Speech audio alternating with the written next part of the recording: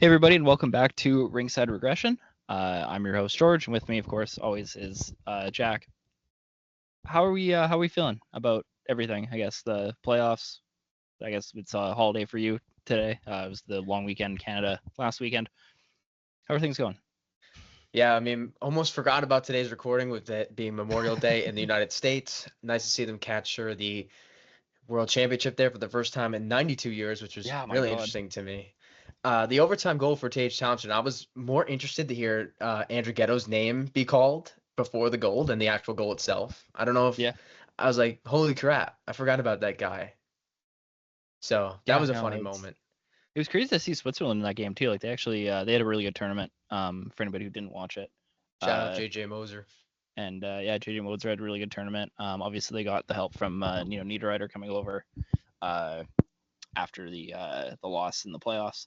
So they don't have a bad team. Like they're a team to kind of watch for in the Olympics. I think they could be a tough out. And they definitely kind of made themselves a presence at the World Championships. And we don't have to talk about Canada because Canada, um, Also Denmark.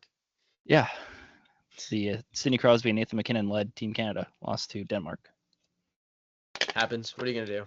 thanks to two goals in like 2.5 minutes. That's great. Jordan Bennington did not did not have a great third period in that game. But He's either godly or just Swiss cheese. It's nuts. There's no in yeah, between. but again, this isn't the tournament that matters. The Olympics are going to be what matters, but Switzerland's a team definitely to watch for as the Olympics go on. And I mean Denmark too. Like I think Denmark doesn't have that bad of a roster. I think this might be the deepest Olympic tournament that we've seen. I guess Russia is officially not going to be participating, and France is the next highest ranked team in the IIHF rankings, so they will be taking their place, which is a little bit of a downgrade, but at least Pierre-Edouard Bellemare will get to play in Olympics. So Heck yeah. There there we you go. go. I wonder if Christophe Huet is still kicking around He might um, be. to You play. never know. It's crazy that he didn't officially retire just so he could play in the World Championships for like 10 more years. Like he played in that tournament until he was like 50, which is Yeah, that's crazy. crazy. Yeah, that But he is didn't play nuts. anywhere else. He only played in that tournament for like a month a year. Must have been rough to Like like try and stay in shape for like the other 10, 11 months. yeah, no, it's crazy. It was wild. That was like one of the craziest things I've ever heard. But shout out to Chris Value for that. Maybe the best French-born player of all time. We got I'd say the so. playoffs to talk about. Yeah, probably. Pierre-Edouard Bellemare is probably a close second. I couldn't name another player from France. But we got the playoffs to talk about. Third round is underway, and man, it looks like we could be heading towards another Florida Edmonton Stanley Cup final, doesn't it? Yeah, first time since 2009 where we have a consecutive rematch of the Stanley Cup final. Yeah, I mean, like I believe in Dallas. It's only 2-1, but that game three was tough, and Stuart Skinner looks solid, I guess. But like we don't know. So, He man, finally broke the streak of either having an 833 or worse save percentage or shutout in these playoffs. Finally broke it in Game 3 of just had to the allow Dallas Stars one game. in. Just let them Yeah, get one. He let that in on purpose, by the way. He told me. yeah. That's such a crazy streak too. It's like it was like 10 games of either a shutout or a below 833 save percentage. Like there was legitimate like discussion about pulling him as soon as a goal went in, and it didn't happen last game. But so he looked good there. Maybe that those jitters are gone. But man, I mean, if the Oilers can get rolling, uh, they look like they're gonna be pretty hard to beat too. So Yeah, I mean, Connor absolutely. McDavid's finally scoring too, so that's good. Very good to see for the Oilers. A nice 2-1 series lead, another game 4 at home. So Mm-hmm. Connor Brown's out, but I think they'll be all right. That's not the biggest loss in the world, although he has been Yeah, pretty good for them. yeah, he's had a good plus. I also saw something saying that Zach Hyman has like 40 less hits in the 10 games in the playoffs than he did like all playoffs, so or all regular season. So Yeah, that's pretty crazy. he had like 90 hits the whole regular season. He's already at like 60 in the playoffs, I think now. Yeah, something like that. Yeah, what do you think? Like, what do you think Dallas's chances are of turning that one around? And what do they I have to don't do? I guess specifically. I don't hate Dallas's chances. I think it's a big series of momentum as we saw in the first game. Once Dallas got in the power play there in the third period, they were able to rally and steal game 1 from Edmonton. So I think if they can continue to draw penalties and use their foot speed and chances off the rush too, because Dallas has been known for being this great rush team this year, right? They were first in shots off the rush I believe Statly's posted that. I And believe so. Yeah.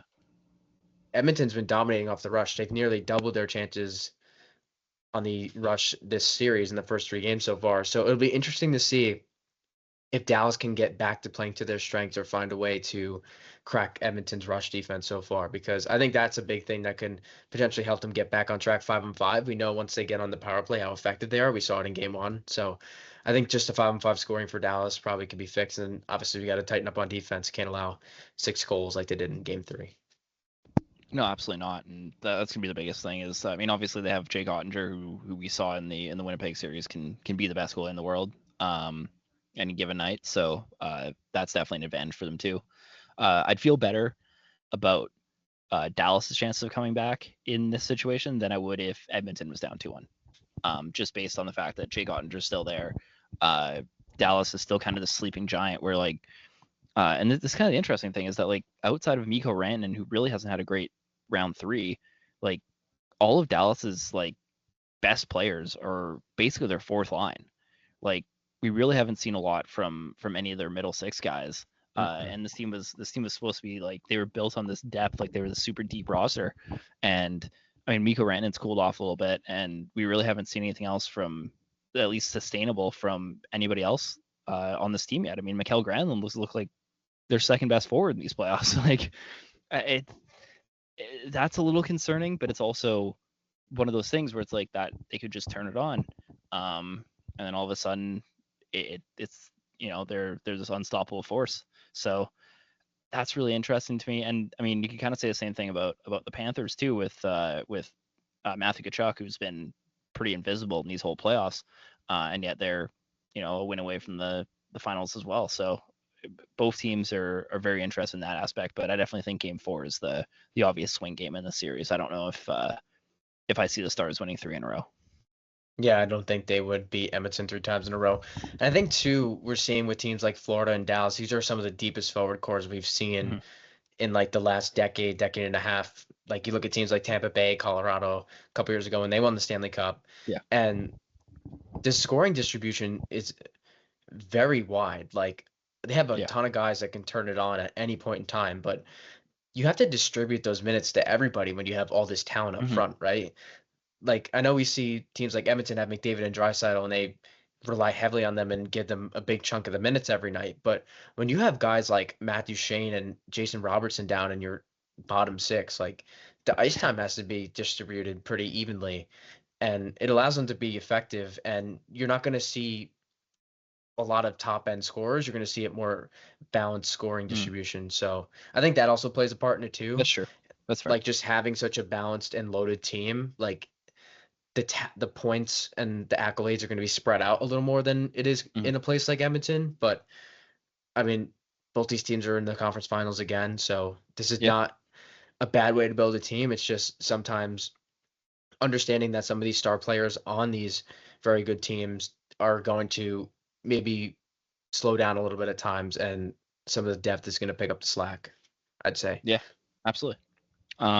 So yeah, that's the West Series. It's definitely more interesting than the one in the East, where the Florida Panthers have been, I don't even know what the word is. They have been manhandling the Carolina Hurricanes in this series, especially in Game 2. Game 1 was, and Game 3 too, were competitive up until the end when the floodgates opened, but Game 2 was just a total beatdown. Man, like I know I had my whole rant video, which was sparked because of this series, that came out on Sunday. Yeah, Sunday. So go watch that if you haven't seen that. It was a very good video. I had no idea George was making it, and I just kind of saw it on YouTube, and I was like, oh, this would be a good 20-minute watch, and highly recommend. Make sure you go check it out. Very good work. I just felt like I needed to get some stuff out, and this is the best place to do it. So I made an executive decision there. But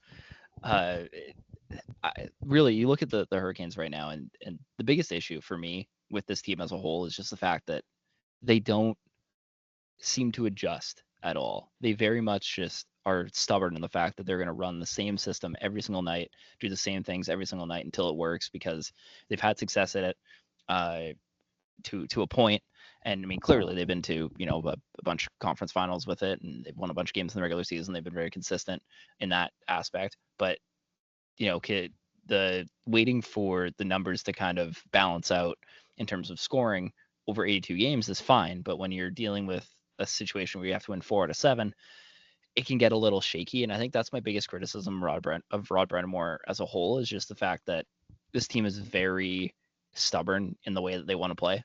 And not only does it limit the types of players that you can get, but it also limits you in the fact that if it's not working, like it clearly hasn't been for 3 games, there's really nothing you can do about it. You just kind of have to hope that it works for the next 4.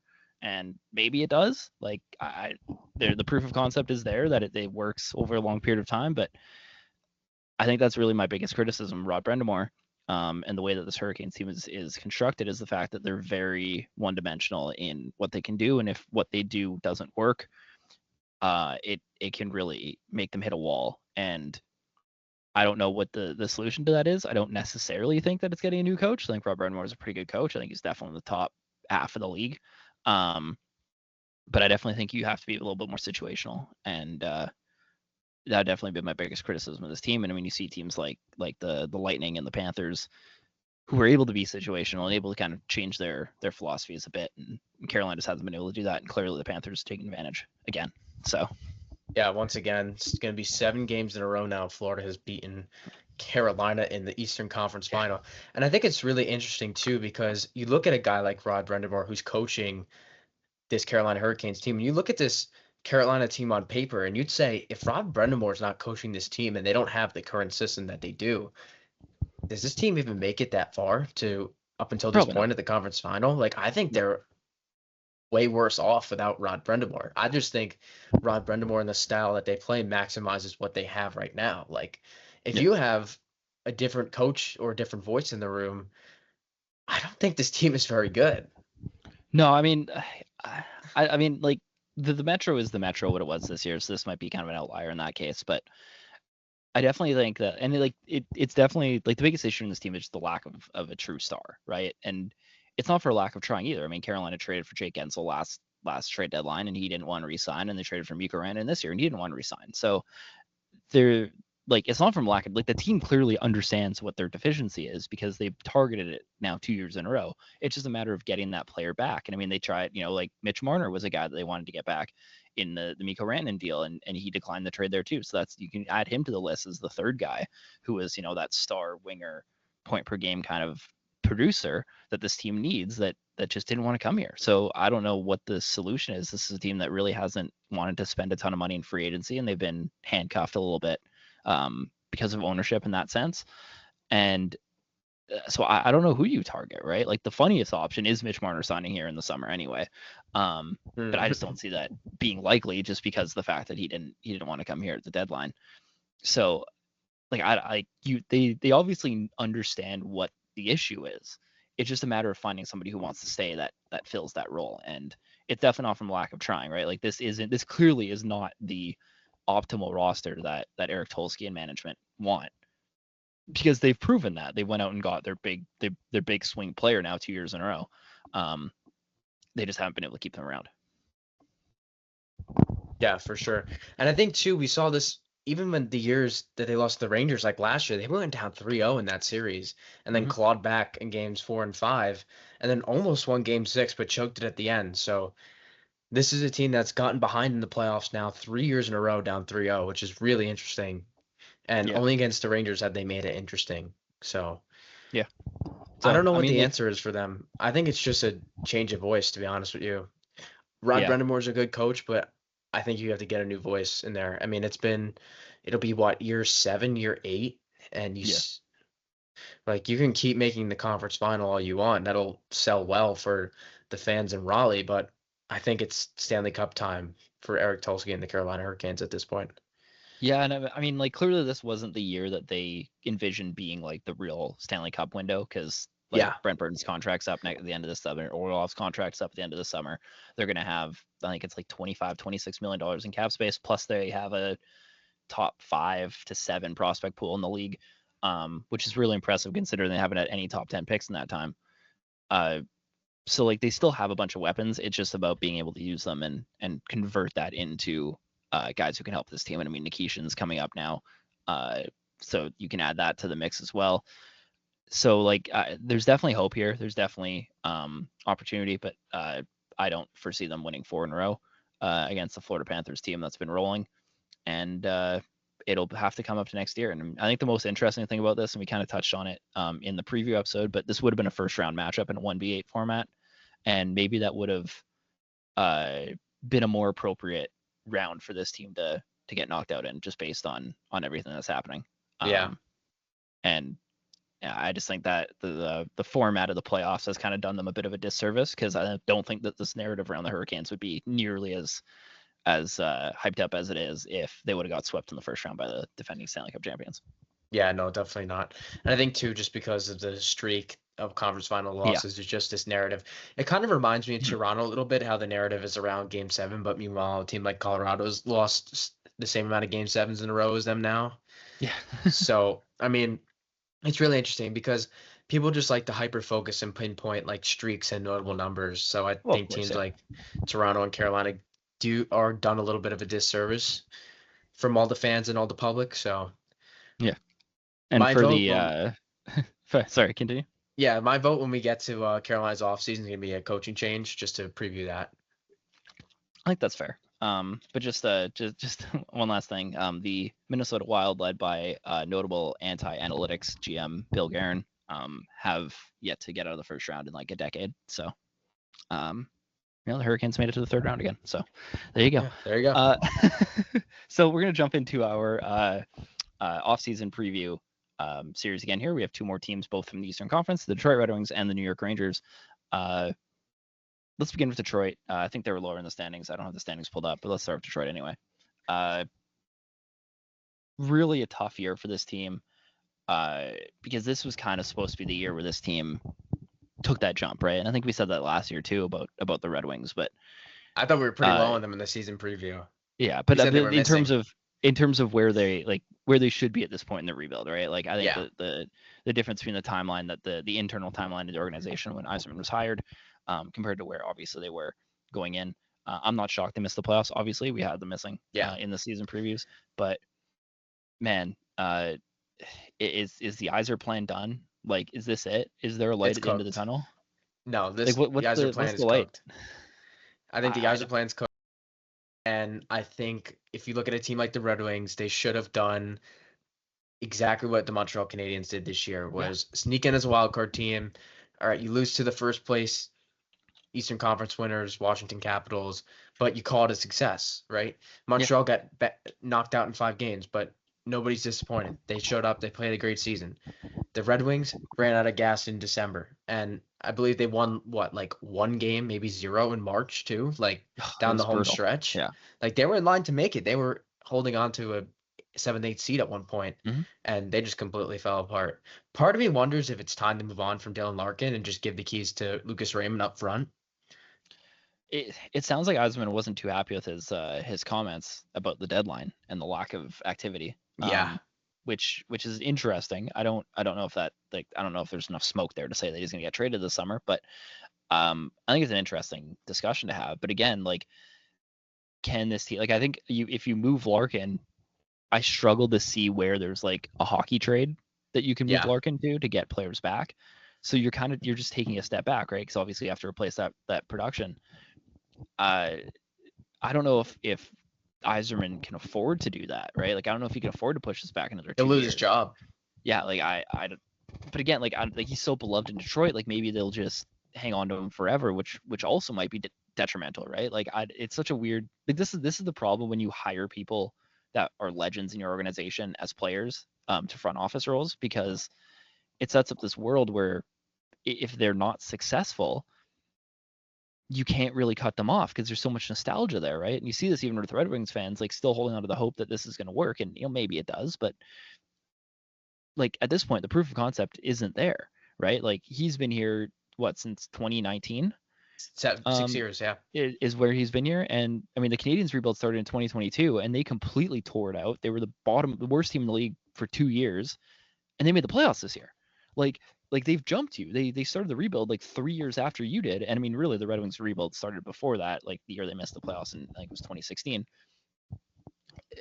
But like, you've been here for 5-6 years, really missing the playoffs longer than the Canadians were, and they just leapfrogged you in your own division, right? I mean, like the Senators' rebuild has finally turned the corner, and they were a team that started this relatively around the same time that you did. I like the other teams in this division are starting to figure it out, right? Like the division's only going to get tougher, and I don't know what the fix is here, right? Because they're apparently a team that's in on Mitch Marner, but I think there's 31 teams that are in on Mitch Marner. 0% chance for me. Yeah, I can't see him wanting to sign here. I don't know what if his goal is to win a Stanley Cup, like I don't know how the situation is, how you can even look at the situation as anything better than what Toronto can offer you. So like even if you even like a San Jose or Chicago, like at least there's kind of a clean slate there, right? Like this team is just really messy. And I think that's kind of the worst part. Like if this team was worse, if they were in like even a Boston situation, I think I'd feel a little bit better about it. But there's just it's because you have guys like Raymond and Sutter to build around, but then you also have like whatever the mess is for the rest of the blue line and whatever the middle six is on this team. Like there's so many issues, and like you can't really tear it apart because you have Raymond and Sutter, and you can't waste what they have. And you're gonna have, you have two very good goalie prospects in your system, and I'll give them that. But like, there's like, what else is there? A ton of veterans that are overpaid and locked into contracts that just aren't going to get you over the edge. I think Patrick Kane, Vlad Tarasenko at this point in their careers aren't very helpful in the roles that they played.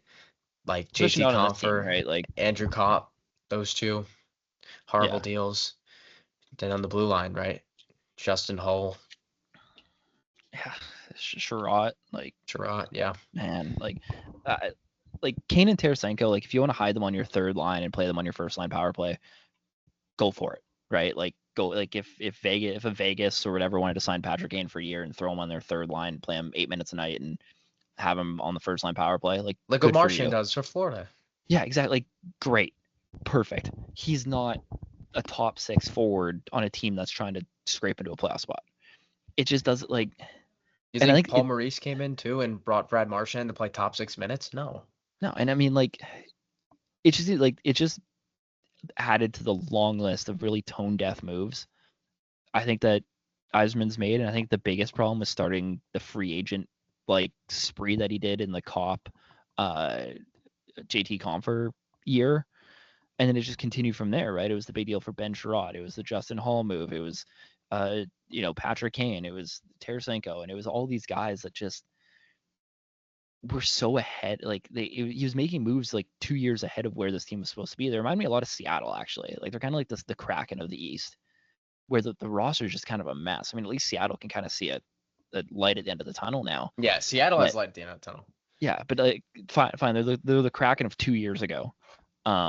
In the Western Conference, and where they have like some really nice pieces, and I haven't hated their drafts, but I guess they have like ASP coming up, so I'll give them that as the defensive prospect. But yeah, I don't know. I mean, like, and I haven't hated their drafts. I think their drafting has been fine. I think the free agency has been the biggest issue for this team, but I can't really tell Yzerman to put the wallet away because they need to make the playoffs next year. Yeah. Right? Like they have to make the playoffs. Tough pickle. And like, and then you have a team like, not only do you have the Atlantic getting better, but you also have the Rangers who missed the playoffs. We're going to talk about right away, who should be back in the mix. You have Pittsburgh, who knows what the Penguins' direction is going to be, right? When they sign Mitch Marner, it's the playoffs. Yeah, yeah, hell yeah. So like, but my point, like, the East is going to be kind of a logjam. Like the East might not have the top heavy teams the West does, but man, the East has a lot of teams that could fight for those playoff spots. And I'd be very like, if they miss the playoffs next year, like that has to be it, right? Like that's got to be the end of this, because you got your coach, you did that, you've made this roster for years now. Like how long is this leash? Like I don't care about the fact that there's gonna be a statue of Steve Yzerman outside of the arena. How long? Like how much longer can you give him? Like how much longer are the fans gonna tolerate this? And that sucks, because if he doesn't figure this out, like I loved Steve Yzerman as a player. He's one of my favorite players growing up. I loved him in Tampa Bay. But man, if he doesn't figure this out and this fan base turns on him, That's gonna be really No tough good. to watch. No good. And that's the problem when make these quote unquote nepotism hires. Now, obviously, Steve Eisenman had a track record beforehand, but I mean, the same thing could happen to Joe Sakic in Colorado, right? Like, thank God it didn't. But this is kind of the problem with with hiring guys who are, historical franchise pieces, because you get to these situations and nobody wants to have that tough conversation in Detroit. Nobody's ready for it at So all. what do we do? Who are we bringing in to fix this team? What's the move? Because I don't know. I don't know. I don't have an answer. Because what do you bring in? Like, yeah, you can go through 10 million at Sam Bennett, but you got Andrew Kopp and JT Compher down the middles and Dylan Larkin. So where is he Yeah. playing? And who are you I mean, I moving to guess if you wing? move Larkin, right? Like if that's the route, but then like is Sam Bennett your number one center? Like Yeah, no. is that a world you want to live? Like, come on, let's be serious here. Like, I think the Red Wings are beyond fixing for this year, and I think they're just stuck in purgatory of the NHL. but like, are they an offer sheet team? Are they a team that throws an offer sheet at like a Noah Dobson or an Evan Bouchard? Like, is that the play? That seems like best case scenario, to be honest with you. But say if they're Like, not good enough with the draft picks and they become lottery picks. but I feel like this team's been good enough. Like, drafting isn't the issue on this team, so I'm not really worried about that. I mean, they have to make the playoffs.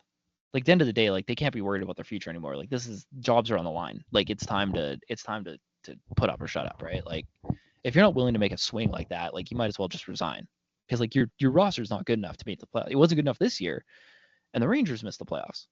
Like, that was your opportunity, right? Like, you had a Stanley Cup contender not make it. like I don't know. I have a lot of doubts about this team, and I think that is the only move, is you take a swing. Yeah, you just got And to take a swing. if it fails, at least you can say you tried, right? Like, at Yeah, least exactly. But you if haven't you tried hard enough yet. yeah, like if you go out and you give up the picks for Noah Dobson and you miss the playoffs next year, guess what? Steve Eiserman's not here to make those picks anyway. Like, that's the reality of it, right? And that's unfortunately that's kind of the situation of a lot of GMs, right? And that's why you see GMs trade first round picks for third liners, because they're like, well, if we don't win soon, I'm not going to be making that pick anyway, so who cares? And situation this team's in right now, and I think they could be a fascinating team if that's the way they want to go. Yeah, absolutely. Should we move on to the Rangers? Yeah, there we go. I think we fixed the Red Wings. Well, we didn't fix them, but we saved Steve Eiserman's There's no job fixing in this. Yeah, we saved Steve Eiserman's job. That was the goal. Maybe it shouldn't be the goal. I don't know. I don't The New think York this should be the Rangers. goal. The New York Rangers are a fascinating team, because this is a team that was number 2 on my power rankings going into the season. They didn't really have any significant injuries. Obviously, Adam Fox missed some time, but that was like 12 games. But that was after this team was already Hooked. a disaster. So I don't really add that to their struggles. Pretty healthy team for this season.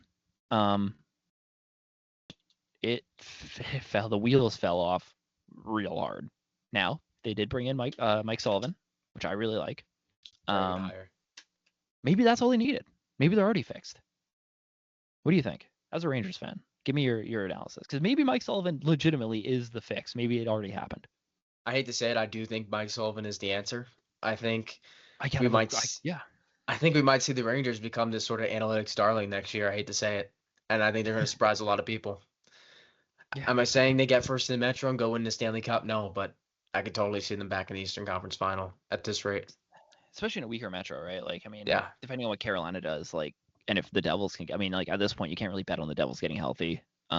Washington's fascinating, but like, Carolina's really the only real wild card here. Like, the Metro is the most up for grabs division in the league, and the Rangers, I think, still the best roster on paper in the division. So like, like the math is there, the pieces are there. It's just about bringing it together, right? I think the fix for me is just like figure out what's wrong with this locker room. Like, figure out what the issue is in terms of everybody hating each other. Name a captain as well. They need to name a captain. Yeah, that's not Chris Kreider, please. I don't think that's the way to go here. Maybe I don't know. Who's your pick for Rangers captain? Adam Fox feels like the best option here. Yeah, right? Like, I was leaning Fox. I don't think it should be Kreider. I don't think it should be Kreider. I would not be upset if it was Trocheck or JT Miller. Yeah, but I don't think either of them's been here long. Like, Trocheck maybe, but like, I don't think Miller's been here long enough to. Yeah. At least with this core, obviously. Fox is my 1A for captain. Trocheck my 1B. I don't hate Trocheck. The Chris Kreider train sailed like 3 years ago. For me, Zibanejad's too hot and cold. Panarin, no. Yeah, I feel like that's the best move. Yeah, I feel In like terms Adam of Fox has been here through all of this for the last 5 years. So yeah, and then you can do kind of like the Captain America tagline with the red, white, and blue jerseys and the Adam Fox shield, because he's a defenseman. I think the marketing is there. There you go. There you go, New York Rangers. There's your marketing move it's typical for for the Rangers to name a defenseman captain. Ryan McDonough, Jacob Trouba, Brian yeah, Leach. Like we've seen it. exactly, yeah. And I mean, hey, some of those guys were really good. The Jacob Trouba era was a little weird, but the the proof concept, the other two, it was pretty solid. So I think that's kind of I don't know what else, like depth, I guess, like fix the bottom part of Yeah, this lineup. But like you can't do it. Like the top half's just going to be what it is, right? You're gonna have to live and yeah. die with the Zibanejad hot and cold streaks. You're gonna have Hopefully to Lafreniere live gets with the better. yeah, like there's not much you can do just based on where this team is in terms of the. I mean, I guess you could trade Lafreniere. Like maybe there's been some rumors about that. I wouldn't, but Panarin too. They've been yeah, rumored to maybe trade. like yeah. I mean, Panarin's got 1 year left on his deal. That's an interest. Do you want to sign Panarin at 34 years old to a 6-year contract? Probably not. Probably not. Moving Panarin. I mean, I don't think this team would be in a bad position if Panarin's the guy that goes. No, I don't think so either. I think they moved Zibanejad to wing, and they have Trocheck and Miller down the middle in the top six. And then I think you on the wings you have Kreider, Lafreniere, Zibanejad. You bring back Will Cooley, who's an RFA, but he had a phenomenal year given his standards. And Yeah, then you just bank on guys like Gabe Perreault, Brendan Othman developing as middle six yeah, guys right now. And I think yeah, they have a exactly. nice little mix. Yeah, and And you on can fill up your defense, bottom six with whatever. And yeah, someone might offer sheet Matt Rempe. please, yeah, do that. Please, yeah, take That whatever. that Take the make my fourth year. round pick that they give you for Matt Rempe. And I mean, on defense, That'd be they got great. us. The Keandre Miller's kind of a wild card right now, but I think Will Borgen can be a fine number 4. I think Adam Fox is a great Yeah. number 1. Hmm. And then if you bring back the Miller Borgen pairing, I wouldn't be too pissed off as a second pair. Bottom Yeah. pair, they have some guys like Zach Jones. Earl Vakanainen was okay. They also have Carson Soucy there now. I Yeah. don't I know don't why hate they him. did that. I don't Yeah, I hate it. mean, He's fine, I guess. Is like your and second they got defenseman. Brendan Schneider too. So Brendan Schneider's Yeah. are okay bottom pairing. So I think they need like another left-handed D and maybe a bottom six forward or two. But you have Igor Yeah. Shesterkin in the net. We talked Yes. about stealing games, right? Igor is one of the best, if not the best, at stealing games in the NHL for a goaltender. Yeah. So He just needs the consistency that he had like 3 years ago. Like yeah, that's what I want from him. That's how you fix the Rangers. absolutely. Like unironically, is you figure out what the mix was the year that like Draisaitl won MVP, and you just recreate that. That's how you fix the New York Rangers. I don't think Matt Rempe is a Mike Sullivan guy, right? Like I doubt it. there's I can't see that being a thing. Um, that's an interesting one. Yeah, maybe trading Mike Rempe's rights away isn't a bad move. If they were to move Panarin, like what teams are you putting in that mix as interested parties? I know we just talked to them, but is this like a Steve Yzerman kind of move? I mean, Dylan Larkin, Larkin for Panarin, 1-for-1.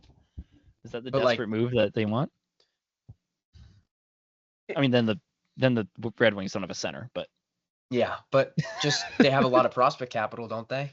So yeah, it's possible. Maybe that's one of those edgy moves we talk about that Steve Yzerman makes in order not to lose his job. yeah. Another team I think could work is I just had it. How did I forget? Give me a second. Utah. Utah is a team I think they I think would he's take too a old flyer for on. Utah, though. I think he's 33 is for a 1 year deal. I think Utah's not close enough. The team that really interests me, is the Leafs. Okay. If Marner's gone, like if we're assuming Marner's gone, right now, I get that's just a 1-for-1 plug, and maybe you don't think Panarin's the fix there, but I mean Panarin's won a Stanley Cup. Oh no, has he won a Stanley Cup? No, he has No, he not. hasn't. He has not. He has not won a Stanley. He was not on the Chicago Blackhawks teams, but he's got it's a different person in the room, right? And I think you could play Panarin like whereas Marner played with Matthews a lot. You'd be able to split those two up. Like you wouldn't have to play Panarin with Matthews, and I think that might be better for Yeah. both of them. It's an interesting fit. I don't know if it's a great move for the Leafs, but if they want, I mean, like they're in their championship window, right? Like I can't like Panarin's not a fix for a team like Utah, because I just think they're too far away. But Yeah. the Leafs Toronto, are really yeah. interesting. I think I can make an argument for the Kings. Kings, yep. I like that one. And I think Colorado is the other team that I put on there. Those are kind of my three. I like all three. I think those are three phenomenal takes. Yeah. I think he's too old for Carolina. Carolina would be good because he'd be that scorer they need, but I just think 33 is a little too old for where that team's I was thinking is. Carolina in the back of my head, but I was just like, eh. I think the age isn't there. Do you think he's too old to go to a team like Anaheim and Chicago? Probably. Yeah, I don't. Could you see him back in Chicago with Bedard? Maybe, but then they have to sign him to like a 5-year deal, and I just don't know if that's like. Yeah. I don't think they're in the window to like when they're going to be competing for Stanley Cups. That deal is not going to look good. But just to keep Bedard his sanity. I don't hate I think Marner's the fit in Chicago. Just because the age is better. I think Marner's way better fit, but like if they lose on Marner, if they get outbid on Marner by like a San Jose, maybe. Like you go a little Panarin Bedard action for like 2-3 years. Maybe. It'd be fun. Like the narrative there would be fun. Sign Patrick Kane too. Why not? Take out the top line. Kane, Bedard, Panarin. We fixed the Blackhawks, and now you got Jeff Blashill as your head coach. Hell yeah. Yeah, I think Colorado, Toronto, and LA. I think Toronto's my favorite of those three, but Colorado's really interesting. And the Kings are just kind of a team that I think needs to make some kind of move. But those are kind of my three that if Panarin was going to get moved, and I think that the Rangers would be more inclined to move him to the West. I don't think that they'd love to trade him to the Leafs, but I also think the Leafs probably have the most ammo of those three teams to make a move like that. So I like the Leafs because I would really like to see Panarin on that left circle on the Toronto power play, because I think you get Matthews back on his one-timer side instead of his on the left side. And I think if you can have Marner's, let's just assuming Marner's done. Marner's gone, yeah. Well, obviously they don't make this move if Marner resigns. But like, say you bring Tavares back, you throw Tavares as the net front. Mm-hmm. I think you go Nylander in the bumper, and I think you can have Panarin and Matthews on their off wings and the flanks, and then you have Morgan Riley on the top. I like that. I still think you need a better power play quarterback, but that's bad. I think that's better in the power play of now. Honestly, I don't think it works as effectively as it should. Yeah, with the 5-man forwards. Yeah, I don't love it. I think that's more. Could you imagine the cross ice passes Panarin to Matthews? Oh, yeah. Maybe you play them together. Too. Yeah, maybe you play them together on the first line in this fantasy world. Now, I don't think this situation is likely. I think that the Rangers kind of just run it back. I can't see them moving Panarin. They probably just re-sign him. Everything's fine. But I'm a agent of chaos. I think David Pastrnak and Antonio Panarin getting traded this summer would be really fun. So yeah, but I mean Panarin would be the best passer Matthews ever played with. I think he's a better passer than Marner. Yeah, I think so too. The age obviously is there, but I mean at this point, like the Leafs need to win a cup in the next 2 years anyway, so it doesn't matter. Like they're the team in the most win now window maybe in the entire NHL that hasn't won. And because Colorado's there too, but Colorado won a Stanley Cup, so not Rangers you could probably put up there too. That's fair, yeah. But I mean, like, but not as high in terms of teams. Yeah, in terms of teams that would be interested in trading for Panarin too, like LA maybe. But again, like maybe I don't think a 33-year-old. I think the Kings are just too far away for that to work. Like the Leafs could legitimately be a cup contender. Like they are a cup contender, like true cup contender right now. They're really fascinating. To make a move for somebody, right? Like if you want a different voice in the room, I like. The Bruins would never trade David Pastrnak there, so that's not even like an option. Even if the Bruins plan to be bad for the next 5 years, it just wouldn't do it. I don't know if the Rangers would love trading him to the East either. That's kind of the one hiccup here, but and that's also another reason why I would take Carolina out of there. But I think it's an interesting discussion. I don't think you could make a trade for guys that would maybe set you back for like a year or two, but with a new head coach, you bring in some younger players. You can kind of retool this team around, the Lafreniere core, and guys like Adam Fox are still young enough that I think you can take a step back for another year if that's the move and it clears up some cap space, and then maybe you get really aggressive next summer. So Adam I don't Fox think that's a bad become one of the most underrated players in the league now. Oh, yeah, all the hate. Everybody hates him. But there you go. I think we fixed the Rangers kind of. We didn't really give them anybody, but like unironically, I think Mike Sullivan's the answer fix, right? Like that's. That the roster is fine. Could you imagine this team with like 55% XG percentage and like January? That'd be really fun. That'd be great. And everyone can finally shut up about how this team can't play. That'd be great. Yeah, I'd love it too, because then it would finally prove all the the Rangers fans wrong for saying that the numbers don't matter, because then they go win a Stanley Cup with like a 60% expected goals. That'd be great if this core won the That'd be really cup after funny. all the turmoil. That'd be really great. funny. I'd love to see it. I mean, even though I Yeah. grew up a Rangers fan in MSG my whole childhood, Yeah, I'm a they're a little fun team. biased. Yeah, I'm a little and the biased. NHL is better when the Rangers are good. Like, Yeah, that's where I'm having getting it. having Madison Square Garden. I mean, look at the NBA this year, right? Like the Knicks, like Oh, that was MSG amazing being last night. full. 20 Like point it's comeback. yeah, that series has been so much fun. Oh my god. Shout out Carl Anthony Towns. Went to my high school. Oh, there you go. Look at that. Had his jersey retired when I was a junior. Yeah, that series is so much. As somebody who, like, the Pacers are kind of my favorite team in the East. Like, I'm a Lakers fan first, but I've always loved the Pacers. The run that they've been on has been really fun. The run that Knicks have been on has been super fun too. And what a wild NBA playoffs. You just had the OKC Thunder lose by 40, and notably, no NBA team has ever won the NBA Finals when losing by 40 or more in a playoff game in the same year. So everybody picking Like the you're crowning OKC the Knicks or Thunder. Pacers. Yeah, man, a Minnesota Indiana NBA Finals would be so funny. It's the most random NBA Finals of all time. But I'd love a there you go. Minnesota Knicks one with the cat being traded there. That'd be fun. Yeah, there'd be narratives there. Like, I feel like Minnesota and Indiana have zero like connection. They're just like two random cities in the states. Yeah. I mean, Minnesota a really little bit better, but like not your top end New York, Chicago, LA type of city. No. And Indiana, oh my God, No. forget it. That's like irrelevant. I mean, Minnesota does have all four sports though, so Yeah, they they won got like the 10. the Vikings, the Wild. I mean, granted, those teams haven't done anything, but Yeah, they have the Twins, who also haven't done anything. So, and Minnesota, the Timberwolves really haven't done anything until this year. So, hey, last year they made the conference final, so we'll give them that. that's true. That's true. We'll But give yeah, them there you that. go. There's your NBA talk for the week. And yeah, thank you for listening. I think we fixed the Rangers and talked a little bit about the NBA playoffs, which have been really fun actually. I've been impressed with the NBA playoffs this year. Shout out NBA. Good for them. It's been a while since you've had a full 4 series of super fascinating games, but you did it this year, so good for you. And honestly, like, Congratulations. the second, third round of the NHL playoffs have been a little underwhelming. So Yeah. I Hey, mean, this round has been not great. This whole third round has been pretty shitty. the second round was fine, but even the first round that started off kind of bad. So maybe the NBA playoffs took it this year. But anyway, thank you for listening. Make sure to follow us on YouTube for the full videos and for extra content too. Apparently, Spotify and Apple for the audio versions, which I also put out the audio version of my video on Sunday. So I'll do that as well. And then follow the Instagram for clips and updates and all that. And yeah, clips. thank you for we're trying. Our last one did really well, so that's good. Yeah, thank you for listening, and we will see you guys next week.